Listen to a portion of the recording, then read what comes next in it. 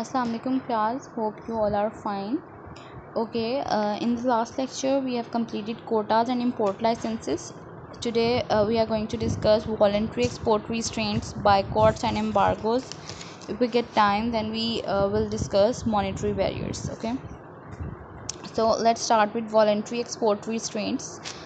Um as we are discussing non-tariff barriers, so by the name, like voluntary export restraints, we can easily understand that what does it mean by voluntary. कि कोई भी country voluntary तौर पर यानी कि ख़ुद intentionally जो है एक्सपोर्ट्स के ऊपर रिस्ट्रेंट्स लगाती है कि हमने ये चीज़ एक्सपोर्ट नहीं करनी. इसके पीछे वेरियस रीज़न्स हो सकती हैं कि उन्होंने क्यों एक्सपोर्ट नहीं करनी. मे बी वो अपनी उनकी डोमेस्टिक नीड्स ना पूरी हो रही हों, या वो कुछ इंक्रीज़ करना चाहते हों, या फिर वो किसी और कंट्री के अंदर सप्लाई करना चाह रहे हों. तो वो वॉलंटरीली जो है एक्सपोर्ट के ऊपर रिस्ट्रेंट्स लगाते हैं. जिस तरह कोटास थे, ऐसे ही वॉलंटरी एक्सपोर्ट रिस्ट्रेंट्स, और इसको ऑर्डरली मार्केट एग्रीमेंट्स भी कहते हैं. ठीक है, ये मोस्टली टेक्सटाइल्स में, क्लोथिंग में, स्टील इंडस्ट्री, एग्रीकल्चर, ऑटोमोबाइल्स के अंदर ये वाले एग्रीमेंट्स होते हैं. ठीक है, वॉलंटरी एक्सपोर्ट रिस्ट्रेंट ये एक एग्रीमेंट है बिटवीन द इम्पोर्टिंग कंट्री, ठीक है, जो कंट्री इम्पोर्ट्स कर रही है उसके, एंड द एक्सपोर्टिंग कंट्री, और उस एक्सपोर्टिंग कंट्री यानी कि एक कंट्री जहाँ से एक्सपोर्ट किया जा रहा है और एक कंट्री जहाँ से इंपोर्ट किया जा रहा है, उनके दरमियान ये एक एग्रीमेंट होता है और इसमें क्या हो रहा है कि रिस्ट्रिक्शन लगा दी जाती है एक्सपोर्ट्स के ऊपर. ठीक है, बहुत साल जो यहाँ पे एग्जांपल दी गई है. For many years Japan had a voluntary export restraint on automobiles to the United States. मतलब जो जापान था वो अपनी ऑटोमोबाइल्स एक्सपोर्ट नहीं कर रहा था यूनाइटेड स्टेट्स को. That is Japan agreed to export a fixed number of automobiles annually, और इसके अंदर वॉल्यूम ऑफ एक्सपोर्ट्स पे रिस्ट्रिक्शंस थी. मतलब वो एक एनुअली बस फिक्स्ड जो एक नंबर था वही एक्सपोर्ट करता था. अदरवाइज़ ज़्यादा अगर वहाँ से ऑर्डर आ जाता था तो वो नहीं देता था. ठीक है, फिर यहाँ पे एक और एग्जांपल है कि जब टेलीविजन्स मैन्युफैक्चर हो रहे थे यूनाइटेड स्टेट्स में, तो जापान ने तब भी वॉलंटरी एक्सपोर्ट रिस्ट्रेंट्स जो थी वो कर ली थी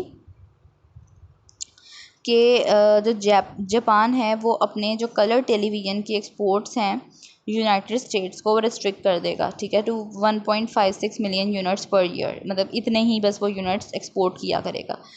और इससे हालांकि यूनाइटेड स्टेट्स के अंदर ऑलरेडी मैन्युफैक्चरिंग हो रही थी. फिर जो जापानीज़ कंपनीज़ थी उन्होंने अपनी स्ट्रेटजीज़ को एडजस्ट किया और टेलीविज़न मैन्युफैक्चरिंग के अंदर इन्वेस्ट करना शुरू किया और उसको बेहतर किया. जो यूनाइटेड स्टेट्स में उनकी प्रोडक्शन थी और मैक्सिको के अंदर उनकी थी, और इस रिज़ल्ट से उन्होंने क्या अपना जो मार्केट शेयर था वो वापस अचीव कर लिया था. बेसिकली वो इतना बेटर नहीं जा रहे थे, उनके पास इतना कैपिटल नहीं था कि वो उसमें इन्वेस्ट कर सकते. तो जब उन्होंने ये रिस्ट्रेंट्स लगाई तो उन्होंने कोशिश की कि वो अपने आप को बेहतर करें, और इन रिस्ट्रेंट्स के मदद से उन्होंने अपने आप को बेहतर किया और वापस से अपना मार्केट शेयर अचीव कर लिया. ठीक है, और डोमिनेट कर लिया फिर मार्केट को. तो ये जो वॉलंटरी एक्सपोर्ट रिस्ट्रेंट है एक वॉलंटरी एक्ट होता है, एक इंटेंशनल एक्ट होता है. ठीक है, क्योंकि एक्सपोर्टिंग कंट्री जो है ना वो लिमिट्स सेट कर देती है. और ये मोस्टली कब यूज़ किया जाता है, इम्पोज होता है ये कब, जब कोटास जो हैं स्टिफ यानी कि बहुत सख्त कोटास लगाए जाएँ या टैरिफ्स लगाए जाएँ इम्पोर्टिंग कंट्री की तरफ से. तो और अगर इस तरह की कंडीशन होती है तो फिर VER जो है वो इस्टेब्लिश किया जाता है. अदरवाइज़ अगर जो इम्पोर्टिंग कंट्री है उसकी तरफ से कोटास या टैरिफ्स नहीं लगाए जा रहे तो आपका ये एक्सपोर्ट रिस्ट्रेंट्स भी नहीं लगाई जाती.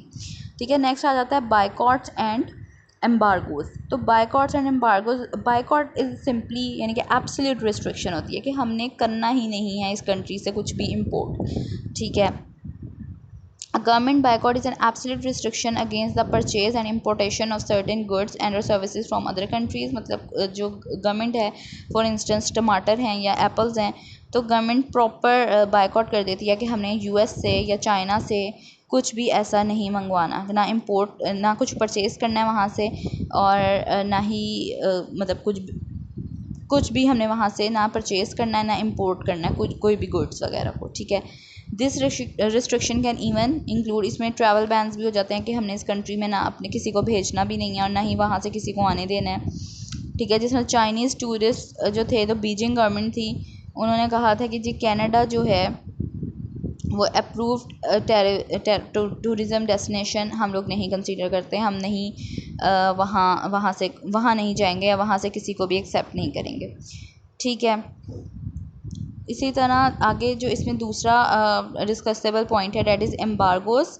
और एम्बार्गो क्या है, इज़ अ रिफ्यूज़ल। बेसिकली आप इसमें रिफ्यूज़ कर रहे होते हैं कि हमने इस स्पेसिफिक कंट्री को कुछ भी सेल नहीं करना, ठीक है, कुछ भी एक्सपोर्ट नहीं करना। बायकॉट्स के अंदर आप कुछ भी परचेज़ करना, कुछ भी मंगवाना पसंद नहीं करते दूसरी कंट्रीज़ के, और इसमें एम्बार्गोज़ में आप कुछ भी सेल करना किसी स्पेसिफिक कंट्री को पसंद नहीं करते। कह रहे हैं जो पब्लिक बायकॉट जो होता है वो कैन बी ईदर फॉर्मल और इनफॉर्मल, यानी कि पब्लिक बायकॉट फॉर्मल भी हो सकता है और इनफॉर्मल भी हो सकता है, और गवर्नमेंट स्पॉन्सर्ड भी हो सकता है। मतलब गवर्नमेंट की तरफ से ये हो कि आप ये चीज़ नहीं परचेज़ करेंगे, बाहर से नहीं इंपोर्ट करेंगे, ठीक है। तो इस सिनेरियो के अंदर जो बायकॉट्स हैं वो गवर्नमेंट स्पॉन्सर्ड भी हो सकते हैं और प्राइवेट स्पॉन्सर्ड भी हो सकते हैं, और इसी तरह एम्बार्गोज़ भी जो हैं वो गवर्नमेंट की तरफ से भी हो सकते हैं कि आपने ये चीज़ इस कंट्री को, जिस तरह हमारी कोई एनिमी कंट्रीज़ हैं उनको हमने ये चीज़ सेल आउट नहीं करनी, ठीक है। उसके बाद ये जो नेक्स्ट आपका शुरू हो जाता है topic, that is monetary barriers.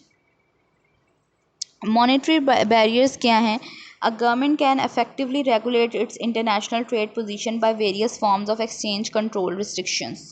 Government क्या करती है, रेगुलेट करती है इंटरनेशनल ट्रेड पोजीशन को, और उसके लिए वो एक्सचेंज कंट्रोल रिस्ट्रिक्शंस लगाती है। ऑफ कोर्स इसमें करेंसी इन्वॉल्व है, आपका बैलेंस ऑफ पेमेंट इन्वॉल्व है, और बैलेंस ऑफ पेमेंट को क्या करना होता है, आपने प्रिजर्व करना होता है, अपने पास सेव करना होता है, कंसिस्टेंट रखना होता है, ताकि आपकी इंपोर्ट्स कम हों और एक्सपोर्ट्स ज़्यादा हों और आपका एक अच्छी आपकी इकोनॉमिक पोजीशन है, ठीक है।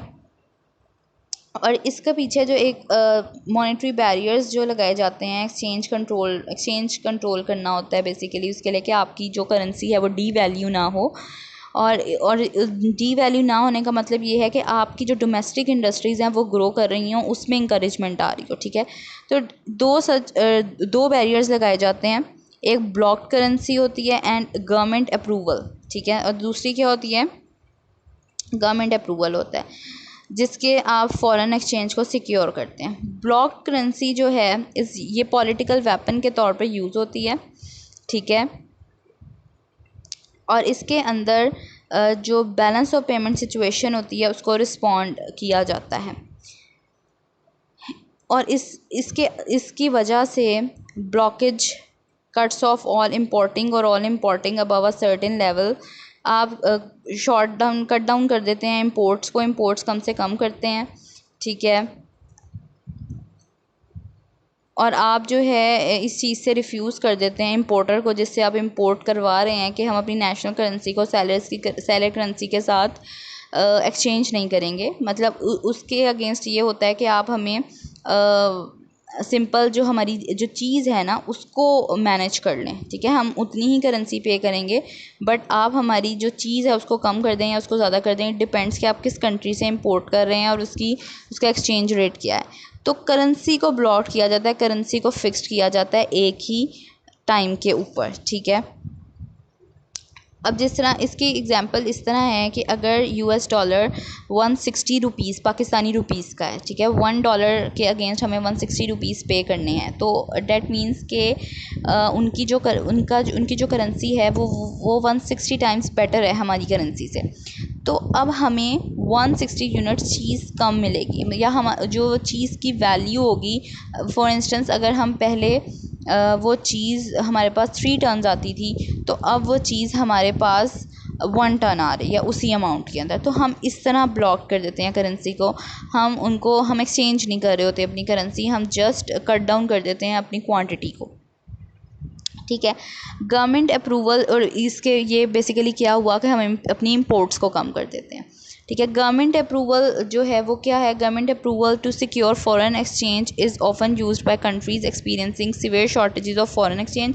अगर आपके पास फॉरेन एक्सचेंज कम रह जाता है तो गवर्नमेंट अप्रूवल जो है वो सिक्योर करता है फॉरेन एक्सचेंज को। At one time or another, most Latin American and East European countries have required all foreign exchange transactions to be approved by a central minister. Thus, importers who want to buy a foreign good must apply for an exchange permit. मतलब ये basically एक permission है जो आपको government से लेनी पड़ती है किसी भी तरह की इम्पोर्ट्स के लिए। अगर तो गवर्नमेंट अप्रूवल दे देती है तो इसका मतलब जो फॉरेन एक्सचेंज मतलब जो भी आप एक्सचेंज करेंगे वो इन फेवर ऑफ गवर्नमेंट होगी, आपकी in favour of your domestic needs होगी, अदरवाइज़ वो आपकी फेवर में नहीं होगी और आपको गवर्नमेंट परमिशन भी ग्रांट नहीं करेगी। ठीक है,